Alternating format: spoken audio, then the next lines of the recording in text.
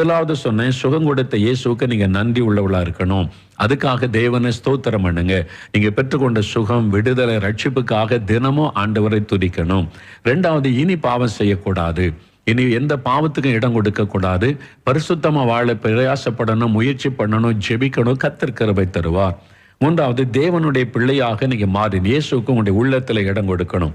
உங்களுக்குள்ள அவர் தங்கி இருந்தாதான் திரும்ப வியாதியோ பிசாசின் கிரியைகளோ உங்களை தாக்க முடியாது. இயேசு உங்களோடு கூட இருக்கணும். அதுக்கு அவரை ஏற்றுக்கொள்ளணும்.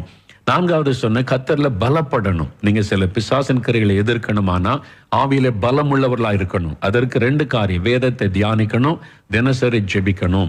அது 5வது ஒரு காரியம் இருக்கிறது. நீங்க பெற்றுக்கொண்ட அற்புதத்தை மற்றவங்களுக்கு நீங்க சொல்லணும். You have to share what God did in your life. உங்களுடைய வாழ்க்கையில் இயேசு செய்த அற்புதத்தை மற்றவங்களுக்கு ஷேர் பண்ணணும். பாருங்க, மார்க் 5:19 ஒரு பிசாசு பிடித்த மனிதனுக்கு இயேசு விடுதலை கொடுத்துட்டார். நம்ம விடுதலை பெற்ற உடனே அவனுக்கு ஆச்சரியம், நான் இயேசு உங்க கூடவே இருப்பேன், உங்க கூடவே வருவேன்னு சொல்றான். அப்ப இயேசு சொல்லுகிறார், இயேசு அவனுக்கு உத்தரவு கொடாமல், நீ உன் இனத்தாரிடத்தில் உன் வீட்டிற்கு போய் கர்த்தர் உனக்கு இறங்கி உனக்கு செய்தவைகளெல்லாம் அவர்களுக்கு அறிவி என்றார். நீ என் பின்னால வராதே, எனக்கு 12 சீஷர்கள் இருக்கிறாங்க, உன் வீட்டுக்கு போ, உனக்கு கர்த்தர் உனக்கு கொடுத்த விடுதலை எல்லாருக்கும் சொல்லு, எல்லாரும் அதை அறியட்டும் அப்படின்னு சொல்லி ஆண்டவர் சொல்றார். நீ மற்றவங்களுக்கு சொல் என்பதாக. மத்தேயு 5:32-33 நீங்கள் பார்க்கும்போது அங்கே பெரும்பாடுள்ள ஸ்திரீ, 12 வருஷம் பெரும்பாடுள்ள ஸ்திரீ ரகசியமா இயேசுவை தொட்டு சுகம் பெற்று விட்டாள். சுகம் பெற்றுட்டு ரகசியமா அப்படியே போயிடலான்னு நினைத்த போது இயேசு சொன்னார், என்னை தொட்டது யார் அப்படின்னு எல்லாருக்கும் மத்தியில சாட்சி சொல்ல வைக்கிறார். நான் இந்த மாதிரி வியாதியோடு வந்தேன், இயேசுவை தொட்ட சுகமாயிட்டேன். எல்லாருக்கும் மத்தியில சாட்சியை ஆண்டவர் சொல்லும்படி அவளை நிறுத்துகிறதை பார்க்கிறோம். அப்ப மற்றவங்களுக்கு அதை சொல்லணும். அப்ப அந்த சுகம் நமக்குள்ளே நிலைத்திருக்கும், அந்த விடுதலை நிலைத்திருக்கும். அப்படி சொல்லிட்டா நம்மளும் ஜாக்கிரதையா இருப்போம், இதை காத்துக்கொள்ளணும், இழந்துடக்கூடாதுன்னு சொல்லி. அடுத்தது பாருங்க, யோவான் 4:28-29 வாசித்தீங்கன்னா, பாவியான ஒரு பெண் அவள் பாவத்திலிருந்து விடுதலை பெற்று விட்டாள் இயேசு கிறிஸ்துவின் மூலமாய். யோவான் 4:28-29 நீங்க பாத்தீங்கன்னா, அவள் பாருங்க, யோவான் 4:28-29. அப்பொழுது அந்த ஸ்திரீ, அந்த பெண் தன் குடத்தை வைத்துவிட்டு ஊருக்குள்ளே போய் ஜனங்களை நோக்கி, நான் செய்த எல்லாவற்றையும் ஒரு மனுஷன் எனக்கு சொன்னார், அவரை வந்து பாருங்கள், அவர்கள் கிறிஸ்துதானோ. ஆச்சரியமா இருக்குது, என் வாழ்க்கையை எனக்கு சொல்லிட்டாரு, நீங்க வந்து பாருங்க, அவர் தான் வரப்போகிற கிறிஸ்து, மேசியா, மெய்யான கடவுள், வந்து பாருங்கன்னு சொல்லி அவள் எல்லாருக்கும் அறிவிக்கிறாள் என்பதாய் பார்க்கிறோம். 39 பாருங்க, நான் செய்த எல்லாவற்றையும் எனக்கு சொன்னார் என்று சாட்சி சொன்ன அந்த ஸ்திரீயினுடைய வார்த்தை நிமித்தம் அந்த ஊரில் உள்ள சமாரியரில் அநேகர் இயேசுவின் மேல் விசுவாசம் உள்ளவர்கள் ஆனார்கள். அவள் சாட்சி சொன்னதுனால நிறைய பேர் இயேசுவை விசுவாசித்தார்கள் என்று பைபிள்ல இருக்குது. அதுக்கு தான் ஆண்டவர் சொல்ற, நீங்க சொல்லுங்க, சாட்சி சொல்லுங்க அப்படின்னு பைபிள்ல இருக்குது. சில எதுக்கு சாட்சி சொல்லணும், இதெல்லாம் அங்க விளம்பரப்படுத்துறாங்க, எல்லாம் பேசுவாங்க. இது பைபிள்ல இருக்குதுங்க, அதைத்தான் செய்கிறோம். அது சொன்ன பாருங்க, இத்தனை சாட்சி, இந்த சாட்சி மூலமா நிறைய பேர் இயேசுவை அறிந்து அவங்களும் நன்மை பெற்றுக்கொள்றாங்கல்ல, அதுக்கு தான். அதனால நீங்க மற்றவங்களுக்கு இதை சொல்ல வேண்டும் என்று ஆண்டவர் விரும்புகிறார். அதனால நீங்க சொல்லும் போது உங்களுக்குள்ள நீங்க பெற்றுக்கொண்ட சுகம், விடுதலை நிலைத்து நிற்கும். இந்த 5ஐயும் மனதில் வைத்துக் கொள்ளுங்க. சீக்கிரத்தில் இந்த காரியத்தை ஒரு செய்தியாக உங்களுக்கு புக்காக பிரிண்ட் பண்ணி உங்களுக்கு தந்து விடுகிறோம். அப்ப நீங்க ஜாக்கிரதையா உங்களுடைய சுகத்தை, விடுதலை காத்துக்கொள்ள முடியும். சரியா? இப்போ நாம் வரங்களை பற்றி தொடர்ச்சியா தியானித்து வருகிறோம். 3 வரங்களை தியானித்து முடிஞ்சு 4வது வரம் சுகமளிக்கிற வரம். அதை குறித்த ரொம்ப நாள் தியானிக்கிறோம் இல்ல? ஏன்னா நிறைய பேருடைய பிரச்சனை வியாதி. அதை குறித்து தெளிவு வேணும். பைபிள் என்ன சொல்லுது, வியாதிக்கு காரணம் என்ன, எப்படி விடுதலை பெறணும், எப்படி அந்த வரம் கிரியை செய்யும் என்று. கடந்த வாரத்தில் சொன்னோம், உங்களுடைய வார்த்தையின் மூலம் ஆண்டவர் விடுதலை அந்த வரம் நீங்க பெற்றுக்கொண்டா, சுகமளிக்கிற வரம், உங்களுடைய வாயிலிருந்து புறப்படுகிற வார்த்தை மூலமே அற்புதம் நடக்கும். நீங்க சொல்லுவீங்க, அவங்க ஆயிடுவாங்க. கையை கூட வைக்க தேவையில்லை. உங்களுடைய வார்த்தையில அந்த வல்லமை வெளிப்படும். நீங்க வார்த்தை சொன்ன உடனே அந்த வரம் செயல்படும். அந்த ஆவிக்குரிய வரம் செயல்பட்டு குணமளிக்கிற வரம் சுகத்தை கொடுத்து விடும். இதுதான் நான் கூட்டங்களிலே பார்க்கிறோம். ஜெபம் பண்ணி அந்த வார்த்தை வெளிப்படும் போது அந்த நோய்கள் மறைந்து ஜனங்கள் சுகமாகிறதை நீங்கள் கூட்டங்களிலே பார்த்திருப்பீங்க. அது ஒன்று. மொத்தம் 4 காரியம் தான். சுருக்கமா நீங்க இவ்வளவு அறிந்து கொண்டாலே போதும். அப்புறம் நீங்க வசனத்தை வாசித்து நிறைய தெரிந்து கொள்ளுங்க. 2வது, கை வைப்பதன் மூலம் இந்த வரம் செயல்பட்டு அநேகர் சுகமாவாங்க. உங்க கரத்தை ஆண்டவர் பயன்படுத்த விரும்புகிறார், தன்னுடைய கரத்தை போல. இயேசு இந்த உலகத்தில் உலாவின நாட்கள்ல பாருங்க, மத்தேயு 8ஆம் அதிகாரம் 2-3 வசனம் வாசிக்கும் போது, குஷ்டரோக வியாதி கொண்ட ஒரு மனுஷன் இயேசுவிடத்திலே வருகிறான். இயேசு அவன் மேல கை வைத்து, எனக்கு சித்தம் உண்டு, சித்தமாக என்றால் உடனே சுகமாகி விட்டான். இயேசு தொட்ட உடனே அந்த குஷ்டரோகம் மறைந்து விட்டது, ஒரு அற்புதமான சுகம் உண்டாகிவிட்டது. அப்ப ஆண்டவர் அந்த தொட்ட உடனே அவருடைய கையின் மூலமாய் அந்த வல்லமை பாய்ந்து சென்று வியாதியை மறைய பண்ணினது. மத்தேயு 8ஆம் அதிகாரம் 15 வசனங்களை வாசித்தா, பேதுருவுடைய சீஷன் வீட்டுக்கு இயேசு வருகிறார். அங்கே அவனுடைய மாமி ஜுரமாய் கிடக்கிறாள். வெறும் ஜுரம் அல்ல, அது மரணத்தை கொண்டு வருகிற ஒரு ஜுரம். அப்போ இயேசு அங்கே வந்து அவள் மேலே தன் கைகளை வைத்தார். பாருங்க, இயேசு பேதுருவின் வீட்டில் வந்து அவன் மாமி ஜுரமாய் கிடக்கிறதை கண்டார். அவர் அவள் கையை தொட்ட உடனே ஜுரம் அவளை விட்டு நீங்கிற்று. அவள் எழுந்திருந்து அவளுக்கு பணிவிடை செய்தாள். இயேசு தொட்ட உடனே வியாதி போயிற்று. அந்த கையின் வழியாக அவருடைய வல்லமை அந்த சரீரத்தில் பாய்கிறது. இன்றைக்கு அதைத்தான் ஆண்டவர் செய்ய விரும்புகிறார், செய்கிறார், அநேகரை கொண்டு நிறைவேற்றுகிறார். இந்த குணமளிக்கும் வரம் உள்ளவர்களை தேவன் அப்படி பயன்படுத்துவார். அடுத்து பாருங்க, மத்தேயு 9ஆம் அதிகாரம் 29-30 வசனத்துல, அப்பொழுது அவருடைய கண்களை 2 குருடர்கள் வந்து இயேசு கிட்ட கேட்கிறாங்க, நாங்க பார்வை அடையணும், நீங்க விசுவாசிக்கிறீங்களான்னு இயேசு கேட்கிறார். விசுவாசிக்கிறோன்னு சொன்ன உடனே அவருடைய கண்களை அவர் தொட்டு, உங்கள் விசுவாசத்தின்படி உங்களுக்கு ஆக கடவுது என்றார். உடனே அவருடைய கண்கள் திறக்கப்பட்டது என்பதாய் வாசிக்கிறோம். இயேசு தொட்ட உடனே கண்கள் திறக்கப்பட்டது. அப்ப அந்த கை தொடுதலின் மூலம் அற்புதம் நடைபெறுகிறதை பார்க்கிறோம். அப்போஸ்தலர் நடபடி பாருங்க, அது லூக்கா 13ஆம் அதிகாரம் 12-13ல 18 வருஷம் கூனியா இருந்த பெண், இயேசு அங்க 2 முதலாவது வார்த்தை பேசுகிறார். நீ ஆண்டவர் வார்த்தை மூலமா ஆண்டவர் பேசி தன் கையினாலும் ஆண்டவர் தொட்டு குணமாக்குவதை இதிலே நாம் பார்க்கிறோம்.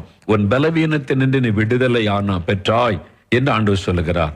பாருங்க, லூக்கா 13ஆம் அதிகாரம் 11-12. அப்பொழுது 18 வருஷமாய் பலவீனப்படுத்தும் ஆவியை கொண்ட ஒரு ஸ்திரீ அங்கே இருந்தாள். அவள் எவ்வளவு நிமிரக்கூடாத கூனியாக இருந்தாள்.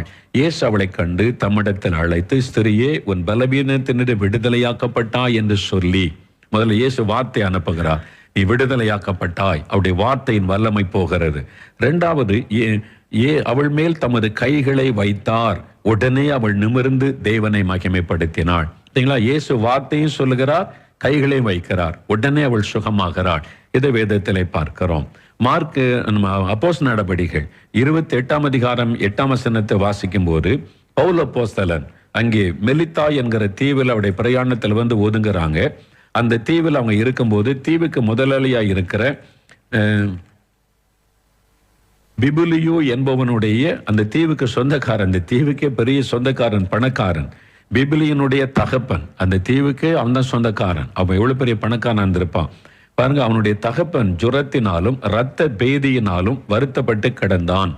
பவுல் அவனிடத்திற்கு போய் ஜெபம் பண்ணி அவன் மேல் கைகளை வைத்து அவனை குணமாக்கினான். அவர் போய் ஜெபிச்சு தன் கையை வச்ச உடனே ஆண்டவருடைய வல்லமை தொடுகிறது, சுகமாகிவிட்டான்.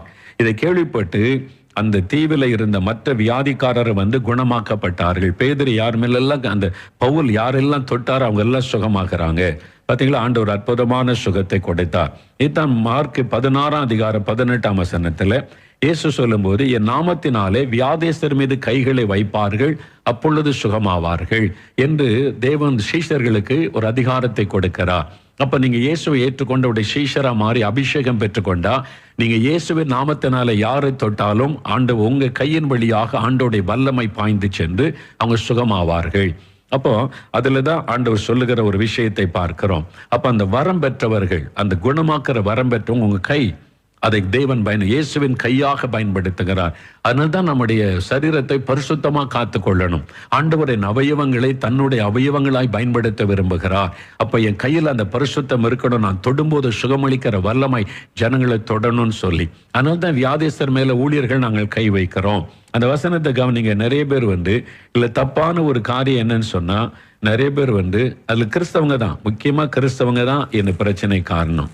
என்ன காரணம்னு சொன்னா, ஒன்றும் பெரிய பிரச்சனை இல்லை, அறிந்து கொள்ள வேண்டியதை நான் சொல்றேன் பாருங்க. இப்போ வசனத்தை கவனிங்க. அப்போ 17 அதாவது மார்க்கு 16:17. விசுவாசிக்கிறவர்களால் நடக்கும் அடையாளங்கள் யாவன? என் நாமத்தினாலே பிசாசை துரத்துவார்கள், நவமான பாஷைகளை பேசுவாங்க, அந்நிய பாஷைகள், சர்ப்பங்களை எடுப்பார்கள், சாவுக்கு ஏதுவான ஏதொன்றை குடித்தாலும் அதை சேதப்படுத்தாது, வியாதியஸ்தர் மேல் கைகளை வைப்பார்கள், அப்பொழுது அவர்கள் சொஸ்தமாவார்கள். நல்ல வசனத்தை இயேசு சொல்றாரு, வியாதியஸ்தர் மேல் கைகளை வைத்து ஜெபிப்பார்கள் அப்படின்னு சொல்லப்படலை. கையை வச்சாலே போதும், உடனே சுகம் உண்டாயிரும். இதைத்தான் ஊழியக்காரங்க செய்கிறோம், கை வைக்கிற அவ்வளவுதான். ஆனா பாருங்க, திறப்பினுவா ஜெபம் முடிஞ்சு நிறைய பேர் ஜெபிக்க வருவாங்க. நான் ஒருவருக்கும் கை வைத்து ஜெபிக்கிறது உண்டு. ஆயிரக்கணக்கான பேர் வருவாங்களா, காலையிலிருந்து ஜெபம் நடத்தி பிரசங்கம் பண்ணி ரொம்ப களைப்பா இருக்கும். ஆனா எல்லாருக்கும் கை வைத்து இயேசுவின் நாமத்தை சொல்லி சொல்லி ஜெபிக்கிறது உண்டு. சிலர் எங்கிட்ட ஜெபிச்சுட்டு என் மனைவி அங்கே உட்காந்து ஜெபம் பண்ணி கொண்டு இருப்பாள். அவதான் கடைசியா வர்றது, ஜெபம் முடிச்சு எல்லாரையும் சந்திச்சுட்டு லாஸ்டா வீட்டுக்கு வர்றாரு. அங்க போவாங்க, இங்க ஜெபம் பண்ணிட்டு என்னன்னு கேட்டா, பிரதர் ஜெபிச்சுட்டாங்களே, இதுக்கு இங்க வந்தீங்கன்னா, அவர் கையை தான் வச்சாரு, நீங்க தான் ரொம்ப நேரம் அப்படி சொல்லி ஜெபிக்கிறீங்க. நிறைய கிறிஸ்தவங்க அப்படி இருக்கிறாங்க. ஆனா கிறிஸ்தவர் அல்லாதவங்க வருவாங்க, இந்துக்கள், கை வச்சாலே போதும், விசுவாசத்தோட போயிடுவாங்க, ரொம்ப சந்தோஷம், அவ்வளவுதான், ஒரு டச்சை அவங்க ஏற்றுக்கொள்ளுவாங்க. இதைத்தான் வசனம் சொல்லுது, வியாதியஸ்தர் மீது கைகளை வைப்பார்கள், வைத்து ஜெபிப்பார்கள்னு சொல்லப்படல, வைப்பார்கள், அப்பொழுது அவர்கள் சொஸ்தமாவார்கள். இதை நீங்க விசுவாசிக்கணும், கிறிஸ்தவர்கள் புரிந்து கொள்ளணும். பெரிய கூட்டத்தை போகும்போது ஊழியக்காரங்க தனியா பார்க்கும்போது டைம் இருக்கும், நீங்க ஜெபிக்கலாம். பெருங்கூட்டத்தில் ஆயிரக்கணக்கான பேர் வரும்போது ஒவ்வொருத்தருக்கும் ஒரு நிமிடம் ஜெபிக்க ஆரம்பிச்சா 2 நாள் அங்க உட்காந்து ஜெபிக்க வேண்டியதுதான், டச் தான் பண்ண முடியும். அதுதான் வசனம் சொல்லுது, வசனத்தை விசுவாசிக்க நம்ம பழகணும். வசனம் என்ன சொல்லுது, விசுவாசிக்கும் போது அற்புதம் நடக்கும். கை வச்சா போதும், இயேசு அற்புதம் செஞ்சிருவார். இயேசுவின் நாமத்தினால தொடணும். உங்களை பயன்படுத்த போகிறார். ஏன் அதை சொல்றேன்னா, உங்களை பயன்படுத்த போறார். உங்க கை ஆண்டவர் பயன்படுத்த போகிறார். எழுப்புதல் காலத்துல நீங்க ஆண்டவருடைய வல்லமை வெளிப்படுத்த போறீங்க. நீங்க தொடும் பொழுது அற்புதம் நடக்கும், அதை மறந்துடாதங்க. அதனால உங்களுடைய கையில அந்த அதிகாரம் தந்திருக்கார். ஆனா உங்களுடைய ஜெபத்துல ஸ்ட்ராங்கா இருக்கணும். சும்மா ஜெபம் பண்ணாம பைபிள் வாசிக்காம எனக்கு இயேசு பத்தி தெரியும் நானும் கை வைக்கிறேன்னா ஒன்றும் நடக்காது. பருப்பு வேகாதுன்னு சொல்லுவாங்க பார்த்தீங்களா, அது மாதிரி ஒன்றும் நடக்காது. ஜெபம் நீங்க பரிசுத்த ஆவிக்குள்ளே நிறைந்து இருக்கணும். அப்போதான் அந்த வரவங்க மூலமா செயல்பட்டு உங்க கைக்கு அந்த வல்லமை ஆண்டவர் கொடுத்து ஆண்டவர் நடத்துவார். உங்க கையை ஆண்டவர் பயன்படுத்துவார். நான் பாருங்க, ஊழியத்தில் ஆரம்ப காலம் 78வது வருஷம் ஜெப ஆரம்பிச்சப்போ, அந்த நாட்கள் 77, 78 அந்த காலம் எனக்கு திருமணம் ஆகலை. நான் அந்த ஊழியம் முழுமையாக ஆரம்பிக்கப்படலை. ஊழியத்தில் வந்து ஜெபிச்சு கொண்டு இருக்கிறேன் ஊரில் நால்மாவடியில். ஒரு நாள் வந்து ராத்திரி 9 மணிக்கு எங்கள் கிராமத்தில் உள்ள சில பெரியவங்க வந்து கதவை தட்டினாங்க. எங்கள் வீட்டில் வந்து என்னன்னு கேட்டால், பிரதரை பார்க்கணும். நான் வந்தபோது சொன்னாங்க, ஒரு அம்மா வியாதி படுக்கையில் கஷ்டப்படுறாங்க, நீங்கள் வந்து ஜெபம் பண்ண வர முடியுமா என்று சொன்னார்கள். சரி, எனக்குள்ள ஒரு ஏவுதல். சரி போன உடனே நான் சரி நான் வரேன்னு சொல்லி ட்ரெஸ் மாற்றி கொண்டு ராத்திரி ஜெபம் பண்ண பைபிள் எடுத்துக்கொண்டு வீட்டுக்கு போகிறேன். அங்கே போனால் அந்த வீட்டை இன்னைக்கு வந்து அந்த ஆரம்ப காலம் இல்லை, நல்ல ஆண்டவர் அற்புதம் செய்யணும், விடுதலை உண்டாகணும், சுகம் உண்டாகணும், அது மாதிரி ஒரு ஆசை இருக்குல்ல, பெரிய வேகம். ஊழியத்தின் ஆரம்பத்தில் பெரிய வேகம் இருக்குல்ல, அந்த மாதிரி நான் ரொம்ப ஆவலோடு அன்றைக்கி ஆண்டவர் அற்புதம் செய்யணும் அப்படின்லாம் போகிறேன். இன்னும் நிறைய வாசி ஜெபிச்சுக்கிட்டே இருக்கோம்ல, அது மாதிரி போயிருந்தேன். அங்கே போனால் வீட்டு வாசலில் நிறைய பேர் நின்னாங்க.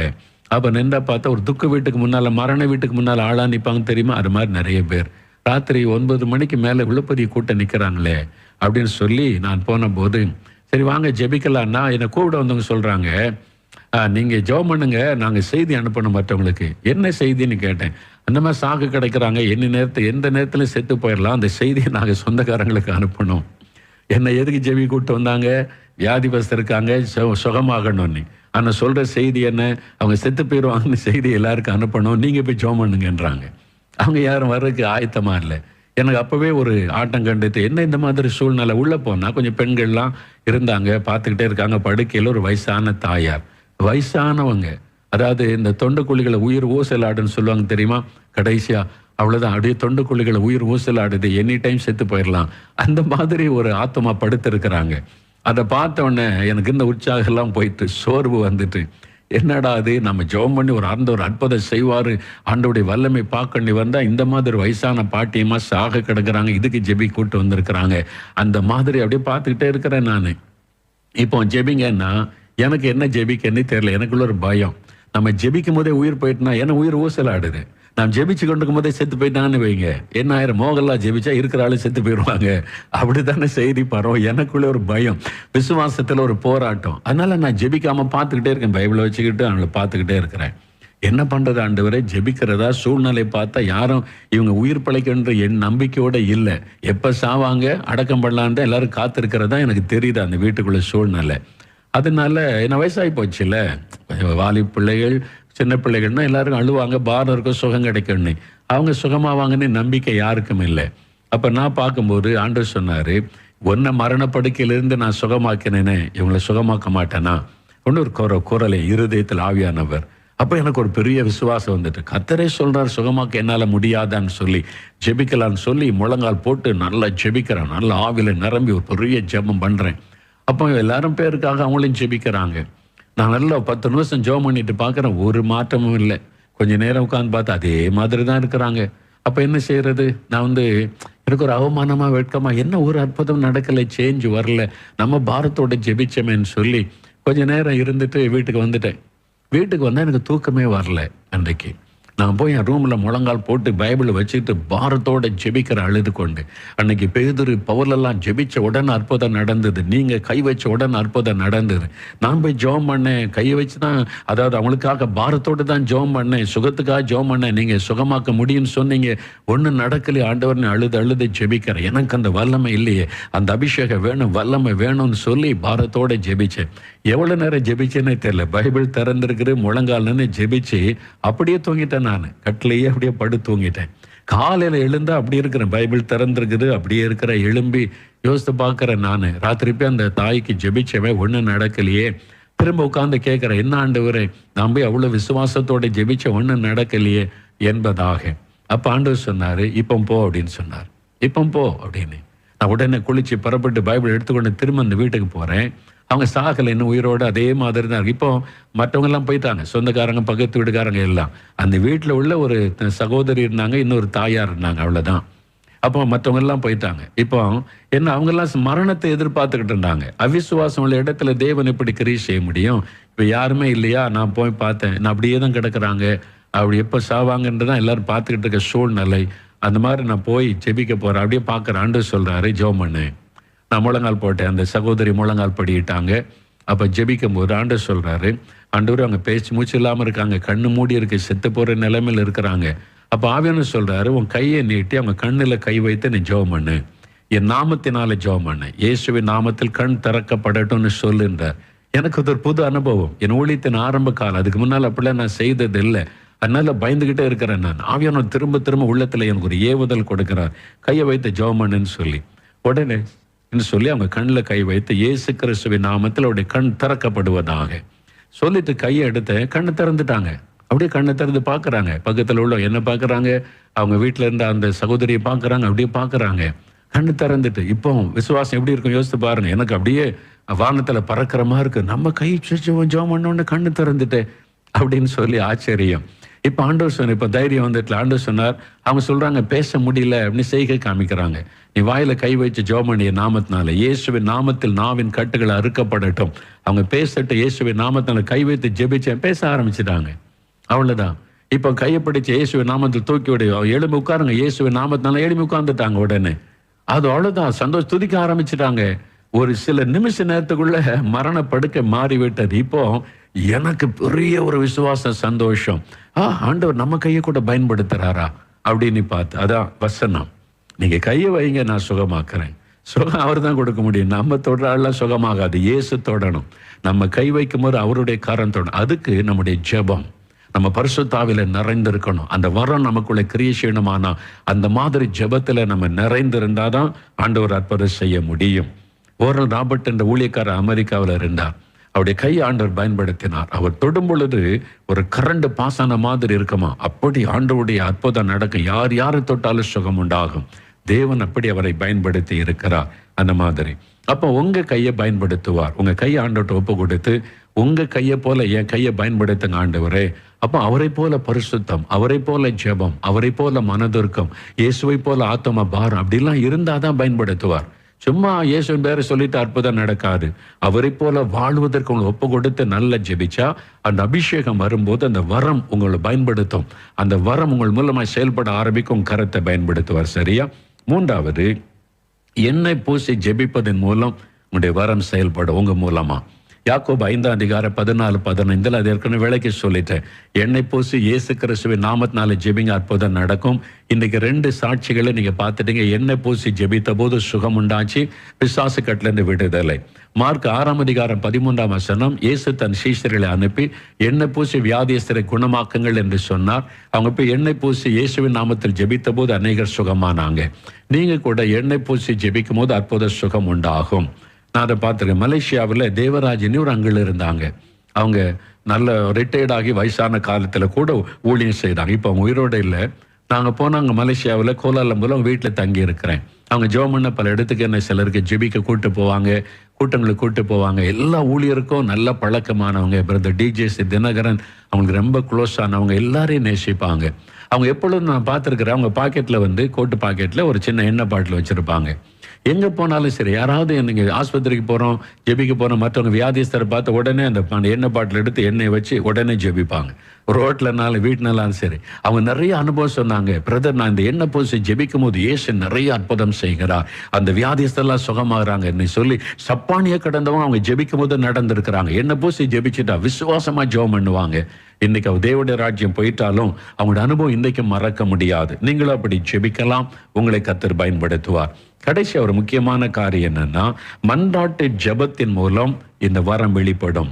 மன்றாட்டு ஜெபம், மன்றாட்டி நீங்க ஜெபிக்கும் போது சுகமளிக்கிற வரம் செயல்பட்டு அற்புதங்களை கொண்டு வரும். மார்க் 7 வேத புஸ்தகத்தில் மார்க் 7 எடுத்துக்கொள்ளுங்க. மார்க் 7 32-35 இயேசு ஒரே மாதிரி அவர் அற்புதங்களை செய்யல. விதவிதமான அற்புதங்கள். 2 குருடரை குணமாக்கும் போது ஒரே மாதிரி செய்யல. ஒருத்தன் சேத்துல கண்ணில் சேட்டை பூசி சேலங்குளத்துல கழுவுன்றார், சுகமாயிடறான். ஒருத்த மேல கை வைத்து ஜெபிக்கிறார், கண்ணு திறகுது. ஒருத்தனை தொடவே இல்லை, உன் விசுவாசம் ஆக்கடு கண் திறந்துருது. அவர் டிஃபரெண்டா செயல்படுவார். அப்ப இங்க பாருங்க என்ன நடக்குதுன்னு. மார்க் 7:32 முதல் கவனமா பாருங்க. அங்கே கொன்னை வாயுடைய ஒரு செவிடனை இயேசுவனிடத்தில் கொண்டு வந்து அவர் தமது கையை அவன் மேல் வைக்கும்படி வேண்டிக் கொண்டார்கள். உங்க கையை அவன் மேல வைங்க, சுகமாயிருவான். வேண்டிக் கொண்டான். கொன்னை வாயுடைய செவிடன், காதும் கேட்காது, கொன்னி பேசுவான், பேச வராது, அது மாதிரி ஆளு. அப்பொழுது அவர் அவனை ஜனக்கூட்டத்தை விட்டு தனியே அழைத்து கொண்டு போய், ஒரு கூட்டமா கூட்டிட்டு வந்திருக்கிறாங்க, மேல கை வைங்க, சுகமாயிருவான்னு. வசனம் கவனிங்க. இயேசு அவனை ஜனக்கூட்டத்தை விட்டு தனியே அழைத்து கொண்டு போய். சில சமயம் வேடிக்கை பார்க்கறதுக்கு மக்கள் கூட இயேசு அற்புதம் செய்ய மாட்டார். நம்ம வேடிக்கை பார்க்கறாங்க, பாரம் கிடையாது. இதுல என்ன பார்க்கலான்னு வேடிக்கை பார்ப்பது அந்த மாதிரி இருக்கக்கூடாது. சின்சியரான ஜெபம், விசுவாசம், அங்கதான் அற்புதம் நடக்கும். இது வேடிக்கை காட்டுவது அல்ல, இது ஒரு ஆத்மா சம்பந்தப்பட்ட விஷயம். அதனால இயேசு அவனை ஜனக்கூட்டத்தை விட்டு தனி அழைத்து கொண்டு போய் தம்முடைய விரல்களை அவன் காதுகளில் வைத்து உமிழ்ந்து அவனுடைய நாவை தொட்டு, அவனுடைய நாவை அவனுக்கு காதும் கேட்கல, வாயும் பேச முடியல, விரல்களை வைத்து நாவை தொட்டு வானத்தை அண்ணாந்து பார்த்து, ஒவ்வொன்றையும் கவனிங்க இயேசுவோட எப்படி செய்தார்னு. வானத்தை அண்ணாந்து பார்த்து பெருமூச்சு விட்டு பிதாவை பார்த்து அவர் பெருமூச்சு விடுகிறார். இந்த மனிதன் இப்படி கஷ்டப்படுறானே, காது கேட்கல, வாய் பேச முடியல, ஆண்டவரே நாம் சிருஷ்டித்த இந்த மனிதன் இப்படி கஷ்டப்படுறானே. அவர் வானத்தை அண்ணாந்து பார்த்து பெருமூச்சு விட்டு எப்பத்தா என்றார். அதற்கு திறக்கப்படுவாயாக என்ற அர்த்தமா. உடனே அவனுடைய செவிகள் திறக்கப்பட்டு அவனுடைய நாவின் கட்டும் அவிழ்ந்தது. அவன் செவ்வையாய் பேசினான்.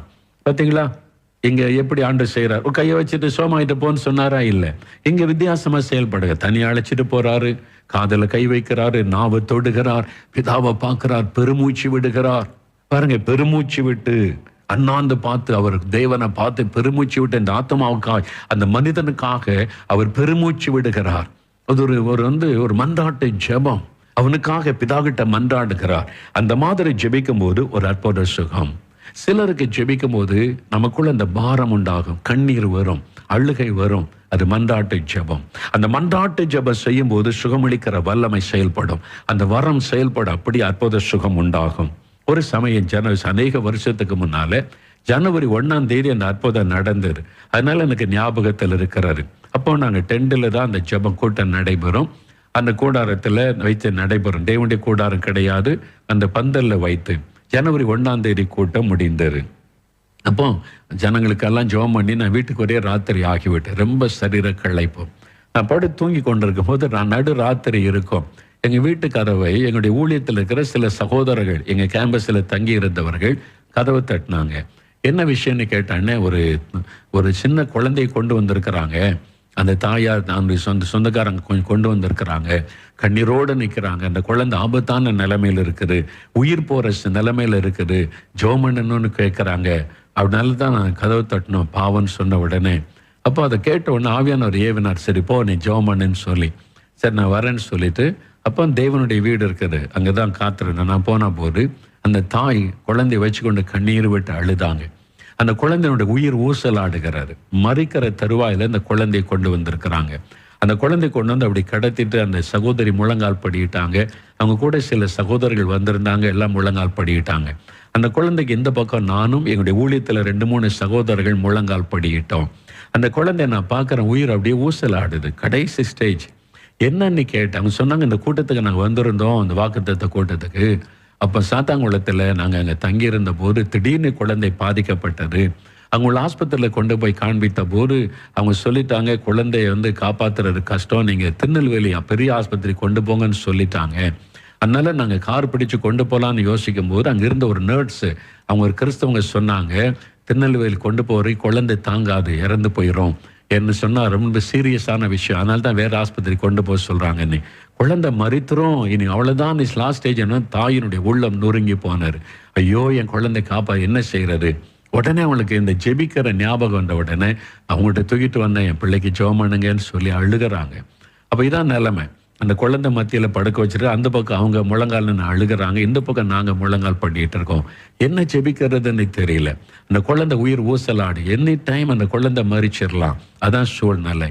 அப்போ நாங்கள் எப்படி ஜெபிக்கிறது தெரில. ஒன்னே ஒன்று, அந்த தாய் ஜெபிக்க அழுது கொண்ட போது அவங்களோட சேர்ந்து கண்ணீர் விட்ட ஆண்டவரிடத்துல, அதாவது மன்றாடினோம். ஆண்டவரே இந்த தாயினுடைய கண்ணீருக்கு இறங்கும்.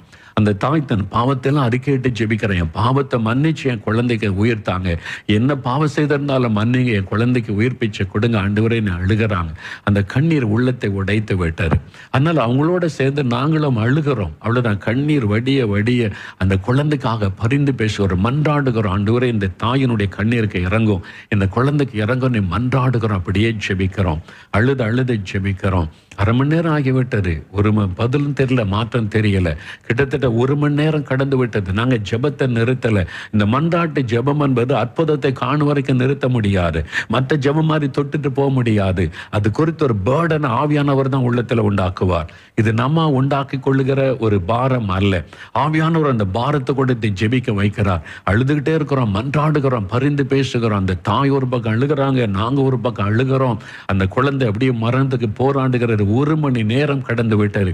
என்ன ஆண்டவரே, இந்த தாய் கண்ணீருக்கு இறங்குங்க ஆண்டவரே அப்படின்னு அழுது ஜெபிக்கும் போது திடீரென்று, இன்னும் நீங்க பதில் தர மாட்டேங்கிறீங்க, அமைதியா இருக்கிறீங்க, என்ன ஆண்டவரே அழுது கொண்டிருக்கும் போது திடீரென்று என் ஆவிக்குரிய கண்கள் திறக்கப்பட்டது.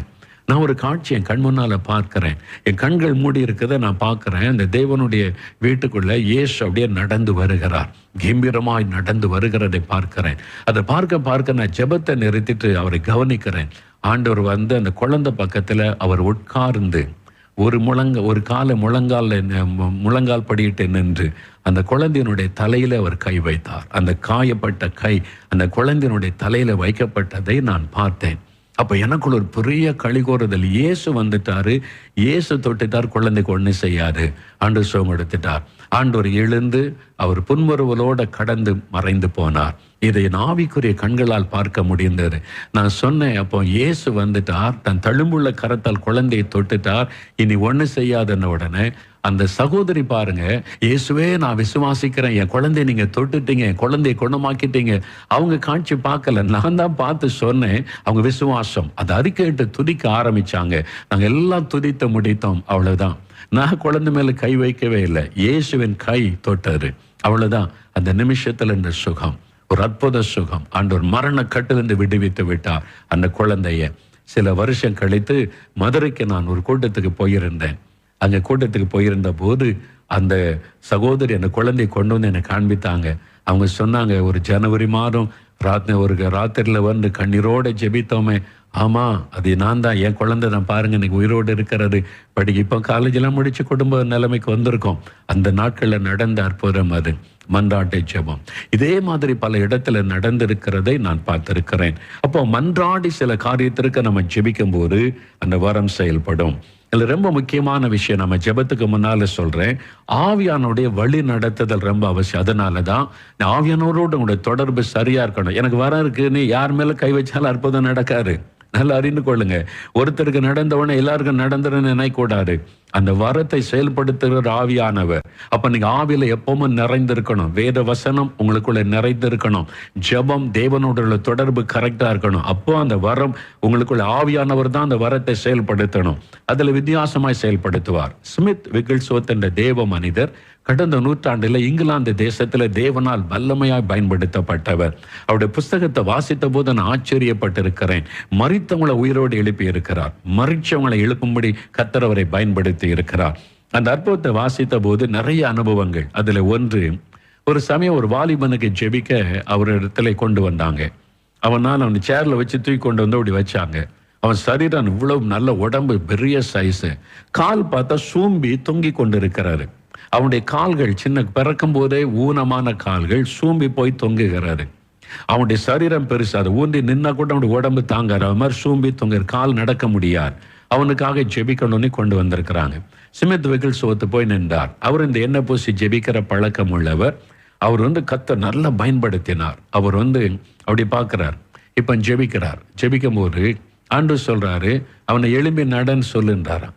ஆவியானவர் சொல்றாரு, அவனை எழும்பி நடன்னு சொல்லு, இயேசுவின் நாமத்தில் எழும்பி நடன்னு சொல்லு, அவன் நடந்துருவான்னு.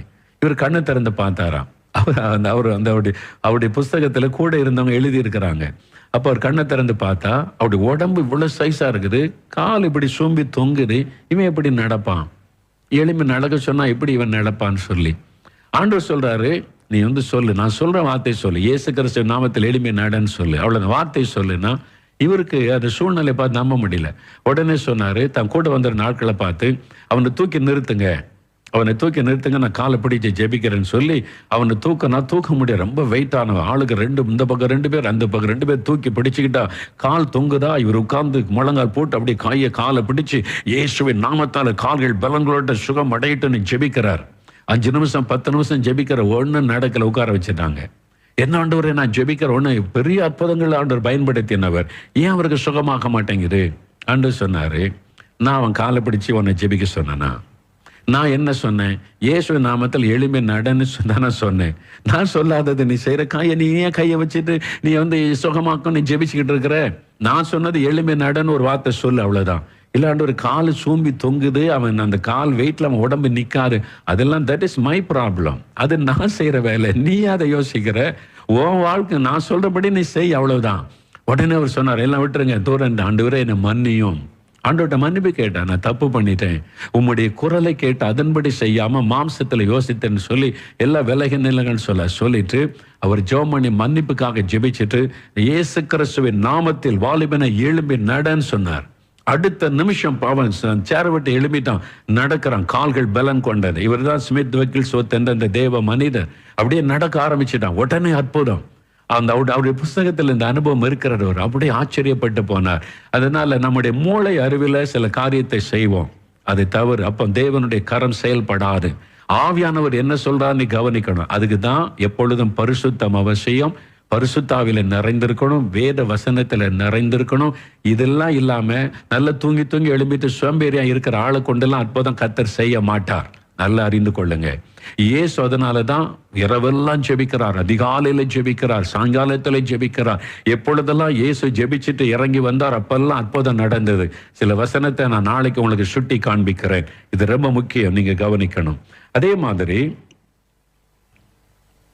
இந்த ஸ்மித் விகில்ஸ்வொர்த் இன்னொரு இடத்துல அவருக்கு ஒரு கடிதம், ஒரு ஊழியம் முடிச்சுட்டு ராத்திரி வந்தா ஒரு கடிதம் வந்திருந்தது. அந்த காலத்துல போன அந்த நூற்றாண்டுல நடந்தது. அந்த கடிதத்துல தன்னுடைய வாலிப மகள் மரணப்படுக்கையில படுத்திருக்கிறாள், நீங்கள் ஜெபிக்க வர முடியுமா, உங்களை பற்றி கேள்விப்பட்டோம் என்று. அவரை பார்த்ததே இல்லை. அவருடைய முகவரி கடிதம் லெட்டர் எழுதியிருந்தாங்க. அவர் வீட்டுக்கு பார்த்தார். ராத்திரில பார்த்த உடனே ஊழியத்தை முடிச்சுட்டு நைட்ல வந்திருக்கிறார். லெட்டரை பார்த்த உடனே அதை வாசிக்கும் போது ஆண்டவர் பேசுறாரா, நீ போ, நான் உங்களுக்கு அற்புதம் செய்வேன்னு சொல்லி. ஆண்டவருக்கு வார்த்தைக்கு கீழ்ப்படுகிற மனிதர். உடனே அவர் காரை எடுத்துக்கொண்டு அந்த அட்ரஸை வைத்துக்கொண்டு தேடி நைட்டில் ராத்திரி 11 மணிக்கு மேலே போய் சேருகிறார் அந்த வீட்டுக்கு. அங்கே போனால் அந்த வீட்டில் அப்போதான் இவர் வீட்டுக்குள்ளே போகிறார். அவங்க வீட்டை விட்டு ஒரு டாக்டர், ஃபேமிலி டாக்டர் வெளியே போகிறார். உள்ளே போனால் அந்த குடும்பத்தாரெலாம் அழுதுகிட்டு இருக்கிறாங்க.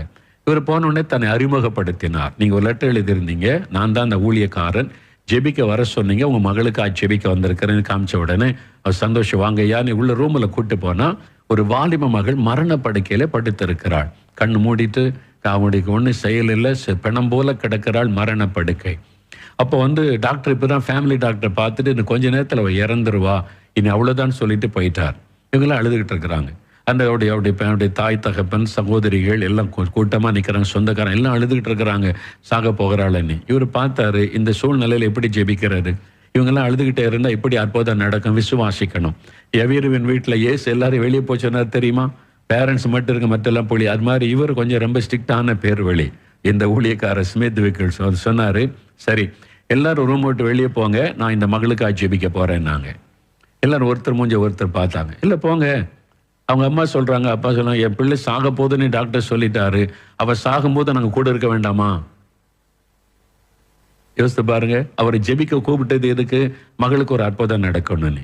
இப்போ அவங்க என்ன எதிர்பார்க்குறாங்க? பிள்ளை சாகும்போது நாங்கள் கூட இருக்கணும், டாக்டரே சொல்லிட்டாங்க செத்து போயிடுவான்னு, இன்னும் கொஞ்ச நேரத்தில் மரணம், நாங்கள் உயிரை போகும்போது கூட இருக்கணும். அவர் சொல்லி பார்த்தாரு, இல்லை நீங்கள் வெளியே போங்க, நான் தனியாக ஜெபிக்கணும், நீங்கள் யாரும் விசுவாசிக்க மாட்டேங்கிறீங்க, நான் விசுவாசத்தோட ஜெபிச்சாதான் அற்புதம் நடக்கும், போங்க வெளியே. அண்ணன் யாரும் போக மாட்டேன்னு அவர் சொல்லிட்டாரு. உடனே அவர் சாகட்டும், நீங்கள் அடக்கம் பண்ணுங்க, நான் போகிறேன்னு சொல்லி கோட்டத்துக்கு மேலே போட்டார், போய்கிட்டே இருந்தார். ஜெபமே பண்ணல அவர். நான் ஏன் ஜெபிக்கணும் உங்களுக்கு, நான் போகிறேன் அப்படின்னு போய்கிட்டே இருந்தார். உடனே இவங்க பயந்து திரும்பி ஐயா ஜெபம் பண்ணுங்க, நாங்கெல்லாம் வெளியே போயிடறேன்னு வெளியே போயிட்டோம். அவர் கொஞ்சம் கடினமான ஆள், ஆனால் எப்பவும் இயேசுவோடு இருக்கிறவர், ரொம்ப ஸ்ட்ரிக்டானவர். எல்லாம் வெளியே போயிட்டு கதவை மூடினார். அந்த படுக்கை பக்கத்தில் முழங்கால் போட்டிட்டார். ஆண்டவரை நோக்கி மன்றாடி ஜெபம் பண்ணினார். ஆண்டவரே நீங்கள் தான் நான் வர சொன்னீங்க, இந்த மகளுக்கு உயிர் கொடுக்கணும், அற்புதம் செய்யணும். வெகு நேரம் ஜெபம் பண்ணார், பல நிமிஷம் நேரம் ஜெபம் பண்ணினார். அந்த மாதிரி அவர் ஜெபித்த காரியங்களும் இருக்கிற பாரு, ஜெபிச்சார். அவருடைய அனுபவத்தில் என்னன்னா, சில சமயம் மன்றாடி ஜெபிக்கும் போது அவர் கண்ணை திறந்தா இயேசு சிரித்த முகத்தோட காட்சி கொடுப்பாராம். இயேசுவை தரிசிச்சுட்டா அற்புதம் நடந்துட்டுன்னு அர்த்தம், பதில் வந்துட்டுன்னு அர்த்தம். உடனே தேவனை துதிப்பாராம். இங்க அவர் வெகு நேரம் ஜெபம் பண்ணிட்டு கண்ணை திறக்கிறார், இயேசுவின் முகத்தை பார்க்க முடியல. அப்போ அவர் பார்க்குறார், அவர்களோ ஒரு தடுமாட்டம், இவ்வளவு நேரம் நான் ஜெபிச்சேன், இயேசுவின் முகத்தை காண முடியலேன்னு பார்க்கும்போது அவர் அந்த பெண்ணை பார்க்கிற அந்த வாலிப மகளை, அப்பதான் அவர் நீண்ட மூச்சை இழுத்து அப்படியே மூச்சை விட்டாள். உயிர் போய் விட்டாரு, உயிர் போயிட்டு கண்ணுக்கு முன்னால. அவர் கண்ணை திறந்து பார்க்கும்போது அப்படியே இழுத்தா உயிர் போயிட்டு. இப்போ கையை தொட்டு பார்க்குறாரு, மூச்சை பார்க்குறாரு, உயிர் இல்லை, பெண்ணாம். யோசித்து பாருங்க, இந்த நிலைமையில நான் இருந்தா என்ன பண்ணியிருப்பேன், நீங்க இருந்தா என்ன பண்ணியிருப்பேன், யோசித்து பாருங்க. எல்லாரையும் விரட்டி இயேசு சுகமாக்குவார், நீ ஜெபிக்க ஆரம்பிச்சா செத்து போச்சு உயிரோடு இருந்த பிள்ளை. இப்போ என்ன செய்யறது? தடுமாறி இருப்பான்ல. அவர் மேன் ஆஃப் ஃபெய்த், ஒரு விசுவாச அப்போஸ்தலன் என்று அவரை பற்றி சொல்றாங்க. அவர் உடனே திரும்ப முழங்கால் படிட்டு ஜெபிக்க ஆரம்பித்தார். ஆண்டவரே, இவ செத்து போயிட்டான்னு சொல்றதுக்கா என்ன அனுப்புனீங்க? ராத்திரில தூங்க வேண்டிய ஆளை எழுப்பி நீ போன்னு சொல்லி அனுப்புனீங்க. இவ செத்து போயிட்டான்ற செய்தியை சொல்றதுக்கு நான் எதுக்கு வரணும்? அதெல்லாம் முடியாது, இவள் உயிர் திரும்ப வரணும், நீங்க அவளை உயிரோட எழுப்பணும், நான் உயிரோட அந்த வீட்டாருக்கு கொடுத்துட்டு தான் போவேன்னு சொல்லி ஜெபிக்க ஆரம்பித்தார். கிட்டத்தட்ட 1 மணி நேரம் அவர் ஜெபிக்கிறார், போராடி ஜெபிக்கிறார். 1 மணி நேரம் ஜெபம் அந்த திருப்தி வந்த உடனே கண்ணை திறந்தா அப்படி திரும்புறார் ஜன்னல் பக்கம், இயேசு சிரித்த முகத்தோட காட்சி. ஆண்டவரை பார்த்த உடனே அவருக்கு தெரிஞ்சிட்டு, இயேசுடைய காட்சியை பார்த்துட்டு சுகம் வந்துட்டு. அந்த மரித்து கிடந்த பெண்ணை பார்த்தாள், அவள் புரண்டு படுக்கிறாள், உயிர் திரும்ப வந்து விட்டாரு. உடனே அவர் முழங்கால நின்று தேவனை துதிக்க ஆரம்பித்தாராம். ஆண்டவரை துதிச்சுக்கிட்டே இருக்கிறாரு, கண்ணை மூடி. என்ன நடக்க? அந்த வாலிப மகள் படுக்க விட்டு எழும்பி அங்கே பியானோ, அவள் நல்ல மியூசிக் வாசிக்க, பியானோவில் அழகா ஒரு பாடல் வாசிக்கிறாள் இயேசுவை துதித்து. வெளியில பாட்டு சத்தம் கேட்ட உடனே பேரண்ட்ஸ் எல்லாம் நினைக்கிறா, நம்ம மக தானே இப்படி வாசிப்பா. ஓடி வந்து பார்த்தா இவர் முழங்கால் நின்று ஆண்டவரை துதித்து கொண்டிருக்கிறார். அந்த பெண் உயிரோடு பியானோ வாசித்து கொண்டிருக்கிறாள். எவ்வளவு பெரிய அற்புதம் இல்லை? இந்த மாதிரி ஏராளமான அற்புதம் இவரை கொண்டு செய்தது அந்த புஸ்தகத்தில் இருக்கிறது. இந்த ஸ்மித் விக்கிள்ஸ்வொர்த், அந்த புஸ்தகம் தமிழ்ல கூட இருக்குது. நீங்க கிடைச்சா புக் ஸ்டால்ல வாங்கி வாசிங்க, உங்களுடைய விசுவாசம் பலன் அடையும். அவுட்ஸ்டாண்டிங் மிராக்கிள்ஸ் அவரை கொண்டு. மரித்தோரை எழுப்புறதுக்கு என்ன பண்ணி இருக்கிறாரு? செத்து போன 6 ஆள்கிட்ட ஜெபிக்கணும், இறந்துட்டார், அவருக்கா ஜெபிக்க கூட்டு போறாங்க. அவர் கை வைத்து என்ன சொல்றாரு? மரண ஆவியை இயேசுவின் நாமத்தில் உன்னை கடிந்து கொள்ளுகிற இந்த சரீரத்தை விட்டு வெளியேறு. உடனே உயிர் வந்து விட்டாரு. ஒவ்வொரு அற்புதமும் டிஃபரெண்டா ஆண்டவர் செய்வார். ஒரு ஆளுக்கு எளிமை நடன்னு சொல்றாரு, நடக்கிறார். ஒருத்தருக்கு மன்றாடி ஜெபிக்கிறார், மரித்து போன பெண் உயிர் பெறுகிறாள். ஒரு ஆள் செத்து போயிட்டாங்க, அவங்க போய் அழுது கொண்டிருக்கல, மரண ஆவியே இயேசுவின் நாமத்தில் உன்னை கடிந்து கொள்கிறேன், இந்த சரீரத்தை வெளியேறணும்னு உயிர் வந்து விட்டாரு. இந்த மாதிரி விதவிதமான அற்புதங்கள் இவரை கொண்டு செய்தது அந்த புஸ்தகத்தில் வாசிக்க முடியும். அவர் ஒரு விசுவாச அப்போஸ்தலன் என்று எழுதப்பட்டு இருக்கிறாரு. ஆனா என்ன தெரியுமா, அவர் குறித்து ஒரு வார்த்தை எழுதப்பட்டு இருக்கிறது, a man with one book. a man with one book. இந்த பைபிளை தவிர வேறு எந்த புஸ்தகத்தை அவர் வாசித்தது கிடையாது. நியூஸ் பேப்பர் கூட வாசிக்க மாட்டாராம். எந்த புஸ்தகம் ஒன்லி பைபிள். ஏன்னா அவருக்கு வாசிக்க தெரியாது. முதல்ல ஜெபம் பண்ணி கர்த்தர் வாசிக்கிற கிருபை கொடுத்தார், பைபிள் வாசிக்கணும்னு சொல்லி. அதனால பைபிள் வாசிக்க ஆரம்பிச்ச பிறகு அவருடைய கூட அவர் ஒரு புஸ்தகம் எழுதினது கிடையாது. அவங்க கூட இருந்தவங்க தான் அவரை பற்றி எல்லாமே எழுதி இருக்கிறாங்க. அவர் எந்த புஸ்தகம் எழுதினதில்லை, எந்த புஸ்தகம் ஒன்லி பைபிள் தான் வாசித்து கொண்டே இருப்பாராம். அவருடைய நண்பர்கள் கூட ஊழியத்தில் இருந்தவங்க சொல்லி இருக்கிறாங்க, 15 நிமிஷத்துக்கு ஒரு முறை பைபிளை திறந்து 5 நிமிஷமாவது வாசிப்பாராம். 15 நிமிஷத்துக்கு மேல அவர் பைபிள் வாசிக்காம இருந்ததே கிடையாதாம்.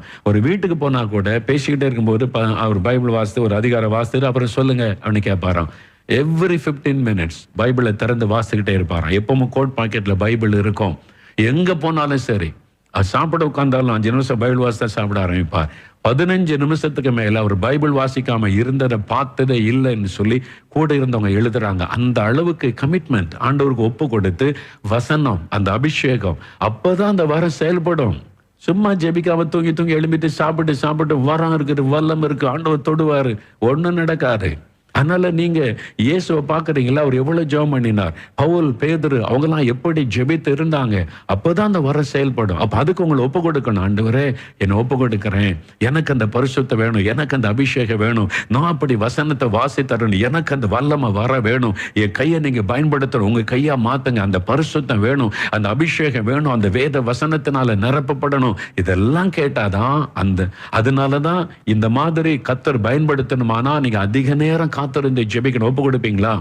இன்னைக்கு நிறைய பேர் மணிக்கணக்கா ஜெபிக்க ஆரம்பிச்சிட்டீங்கல்ல, ஒப்பு கொடுங்க, கையை ஒப்பு கொடுங்க, உங்க நேரத்தை ஒப்பு கொடுங்க, என்னை பயன்படுத்துங்கன்னு சொல்லுங்க.